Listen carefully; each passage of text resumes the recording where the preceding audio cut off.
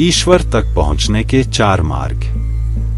परमहंस योगानंद जी की शिक्षाएं सुंदरता से उस मार्ग को प्रकट करती हैं जो ईश्वर तक पहुंचने के लिए विभिन्न रूपों में उपस्थित हैं और उनके सार्वभौमिकता और एकता को उजागर करती है। उन्होंने अक्सर कहा, सत्य एक है और मार्ग अनेक हैं, यह याद दिलाते हुए कि भले ही ईश्वर तक पहुंचने के तरीके अलग अलग हो सकते हैं, अंतिम लक्ष्य एक ही है, दिव्य के साथ मिलन। ये 4 मार्ग भक्ति योग, प्रेम, ज्ञान योग, बुद्धि, कर्म योग, निस्वार्थ क्रिया और राजयोग, ध्यान, विभिन्न स्वभाव और व्यक्तित्व के अनुसार उपयुक्त हैं। गुरुजी ने सिखाया कि कोई भी एक मार्ग श्रेष्ठ नहीं है, क्योंकि प्रत्येक मार्ग आत्मा के अद्वितीय स्वभाव के अनुरूप है। जैसे उन्होंने कहा, किसी भी मार्ग पर सच्चाई और निष्ठा के साथ चलने से आप ईश्वर तक पहुंच सकते हैं। इन मार्गों को समझकर और उन्हें एकीकृत करके साधक आत्मिक पूर्णता की ओर निरंतर अग्रसर हो सकते हैं। भक्ति योग। भक्ति योग एक ऐसा मार्ग है जिसमें पूरी तरह से प्रेम और श्रद्धा होती है, जहां हृदय ईश्वर के साथ व्यक्तिगत संबंध की तीव्र इच्छा करता है। श्री गुरुजी अक्सर दिव्य प्रेम की परिवर्तनकारी शक्ति के बारे में बोलते थे। कहते थे, ईश्वर से ऐसे प्रेम करो जैसे एक कंजूस पैसा चाहता है, जैसे एक प्रियतमा अपनी प्रेमिका से, जैसे एक डूबता हुआ व्यक्ति सांस के लिए तरसता है। यह मार्ग प्रार्थना, पूजा और भजन में निहित है, जो हृदय को दिव्य से जोड़ने में सहायक होते हैं। उन्होंने साधकों को यह सिखाया कि वे ईश्वर के साथ एक गहरे और व्यक्तिगत संबंध की खोज करें। उन्हें ईश्वर को एक प्रिय मित्र या माता पिता के रूप में देखें। जब आप भक्ति से अपने आप को ईश्वर से जोड़ते हैं, गुरुजी ने समझाया, आप जानेंगे कि वह हमेशा आपके साथ हैं, आपके विचारों के पीछे मुस्कुराते हुए, आपके मन में चमकते हुए। भक्ति योग के माध्यम से साधक दिव्य संगति का अनुभव करता है और आत्मअहंकार को नष्ट कर देता है, जो अनंत के प्रति अभूतपूर्व प्रेम से भर जाता है। कर्म योग। कर्म योग, जो निस्वार्थ सेवा का मार्ग है, उन लोगों के लिए उपयुक्त है जो क्रिया के माध्यम से ईश्वर तक पहुंचना चाहते हैं। गुरुजी ने सिखाया, सभी की सेवा करो, सभी से प्रेम करो और ईश्वर को सभी में देखो, तब आप जानेंगे कि आपका जीवन दिव्य उद्देश्य के लिए है। उन्होंने यह महत्वपूर्ण बात कही कि प्रत्येक क्रिया को ईश्वर के प्रति समर्पण और बिना किसी व्यक्तिगत लाभ की इच्छा के साथ किया जाना चाहिए। यह सामान्य कार्यों को आध्यात्मिक आह्वान में बदल देता है। जो भी करो उसे ईश्वर के लिए करो, उन्होंने सलाह दी, तब आप क्रिया के बीच में भी स्वतंत्रता पाएंगे।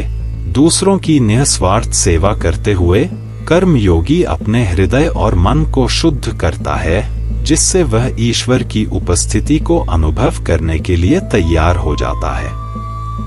यह मार्ग संसार का त्याग करने के बारे में नहीं है, बल्कि इसके साथ सच्चे उद्देश्य के साथ जुड़ने के बारे में है, जिससे कार्य पूजा बन जाती है। ज्ञान योग। ज्ञान योग उन लोगों के लिए है जो बुद्धि और विवेक के माध्यम से समझ प्राप्त करना चाहते हैं।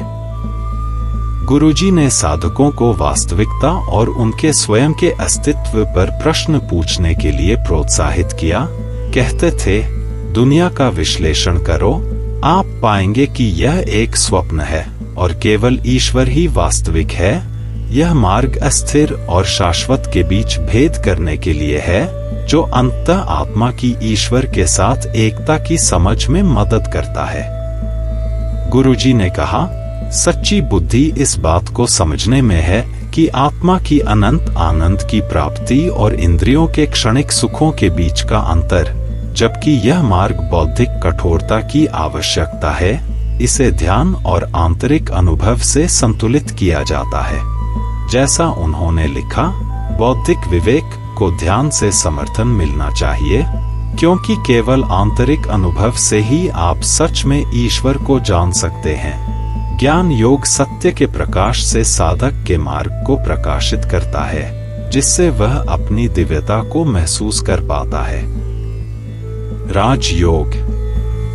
राजयोग, जिसे राजसी मार्ग कहा जाता है, गुरुजी की शिक्षाओं में केंद्रीय था, विशेष रूप से क्रिया योग का अभ्यास। उन्होंने इसे ईश्वर तक पहुंचने के लिए हवाई मार्ग के रूप में वर्णित किया, क्योंकि यह आध्यात्मिक प्रगति को तेजी से बढ़ाने में सक्षम है।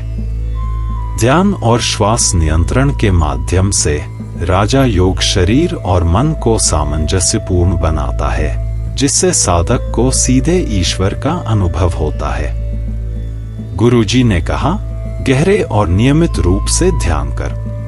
गहरे ध्यान के माध्यम से आप ईश्वर का आनंद प्राप्त करेंगे।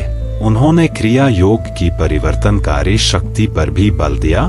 कहते थे, क्रिया योग एक सरल मानसिक शारीरिक विधि है, जिसके द्वारा मानव रक्त का शुद्धिकरण होता है और उसे ऑक्सीजन से पुनः चार्ज किया जाता है। यह ऑक्सीजन जीवन ऊर्जा में बदल जाती है, जो मस्तिष्क और रीढ़ के केंद्रों को पुनः जीवित करती है। मन की अशांति को शांत करके साधक अहंकार से परे होकर दिव्य चेतना के आनंद में विलीन हो जाता है। परमहंस योगानंद जी अक्सर अपने अनुयायियों को याद दिलाते थे कि सभी मार्ग अंततः एक ही दिव्य लक्ष्य की ओर जाते हैं। उन्होंने उन्हें प्रेम, ज्ञान, निस्वार्थ क्रिया और ध्यान के तत्वों को उनके आध्यात्मिक अभ्यासों में जोड़ने के लिए प्रेरित किया।